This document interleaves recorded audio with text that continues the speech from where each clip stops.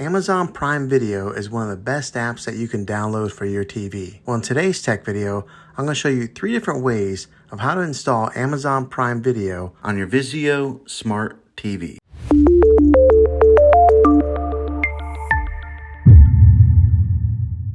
It can be really frustrating if you want to watch some of the great content that is on Amazon Prime Video and you find that your TV is unable to download it. If your TV is an older model of smart TV, then it could prevent you from downloading this app.